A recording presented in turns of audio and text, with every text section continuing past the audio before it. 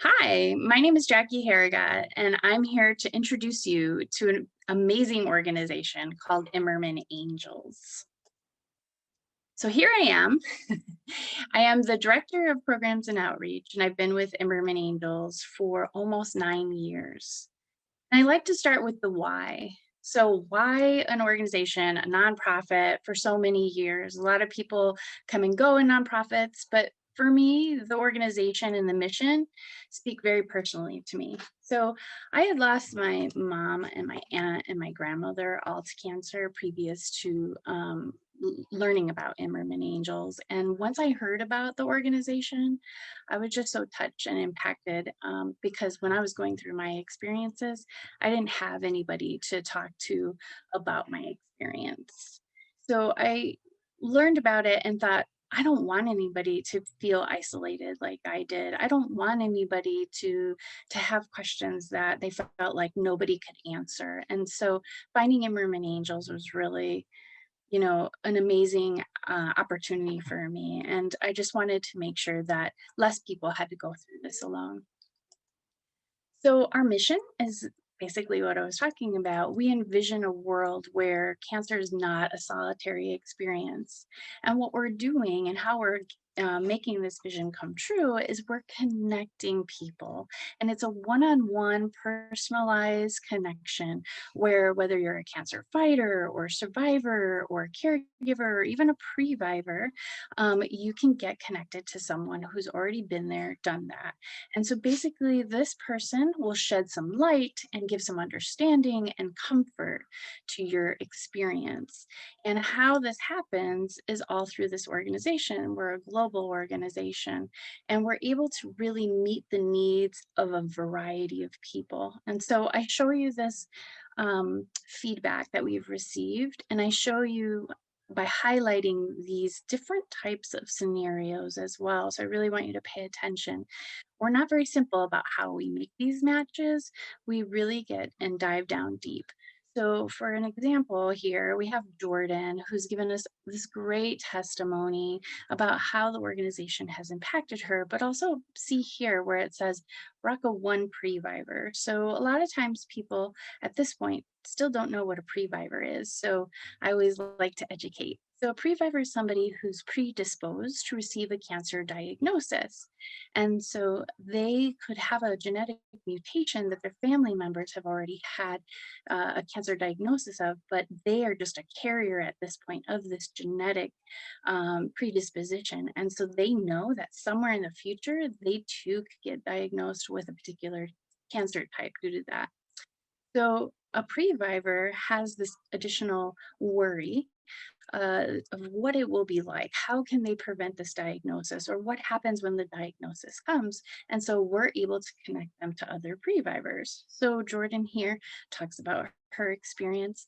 Kenyetta, I mean, she came and she had a blood cancer, but we didn't connect her to just for some random other person with blood cancer. We really got down to the nitty gritty of non Hodgkin's peripheral T cell lymphoma, stage 4, and she's a mom. So we talked to her and found out what it was that was really important to her with her diagnosis, and what did she feel like she could talk to someone else about. So it was the cancer type, additionally being a single mom taking care of her daughter. So we were able to connect her.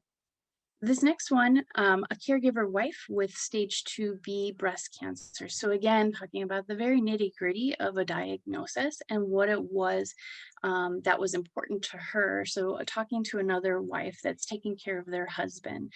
So really getting detailed.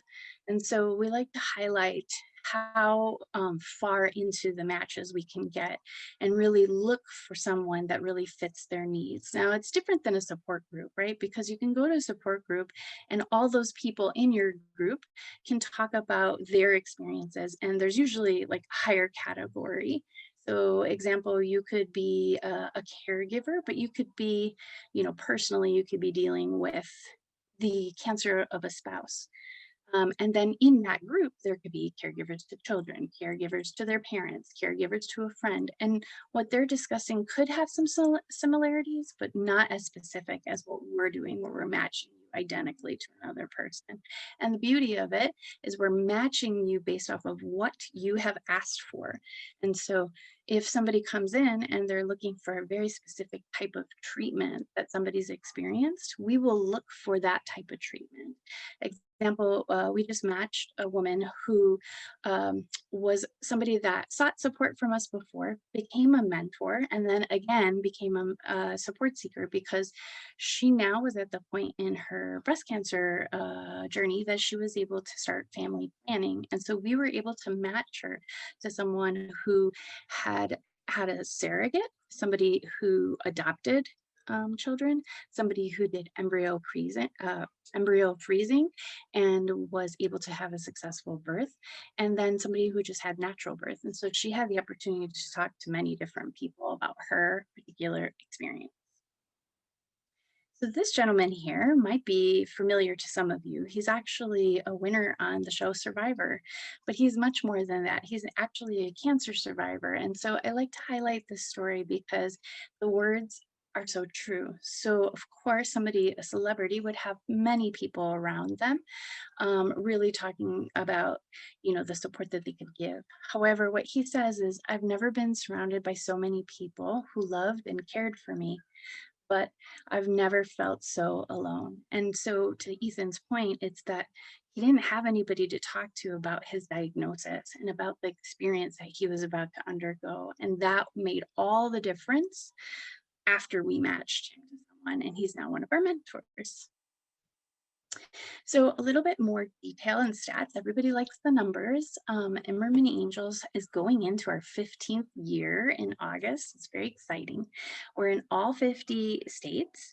We serve over 146 cancer types, and we're in 105 countries.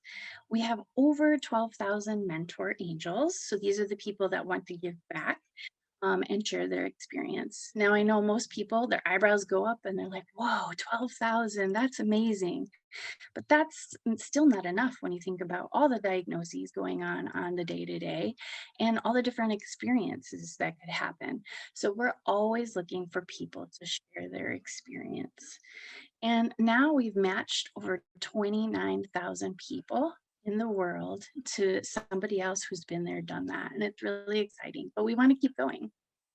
So how do we keep going? Show you a little bit about how the program works. So it's really simple. Somebody just goes to our website or calls us on the phone. If you're at a hospital, oftentimes we'll have paper registrations and they can fill out the information for you.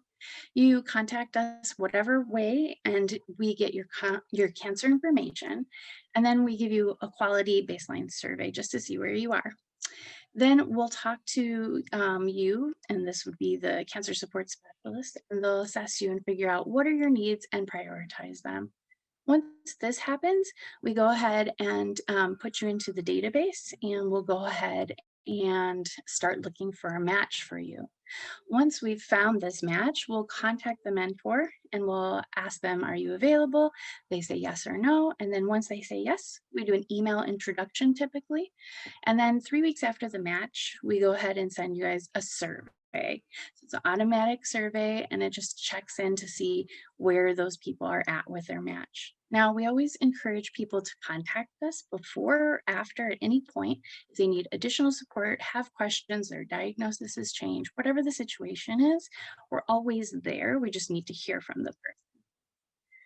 Now, how do we train our mentors? It's the exact same process as the prior slide, but this time we're talking about the training. Everybody wants to know about the training.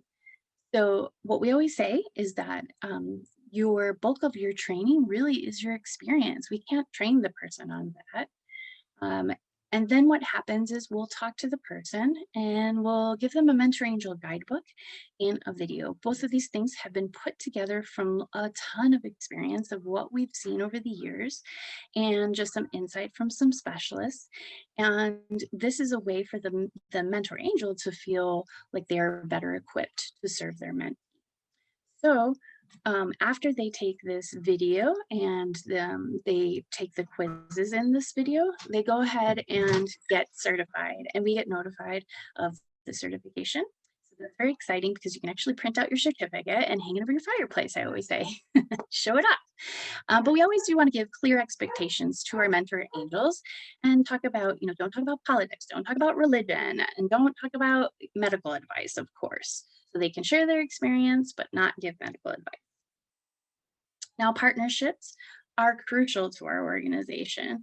And so, what that looks like is we work with these other organizations here. These are just a few.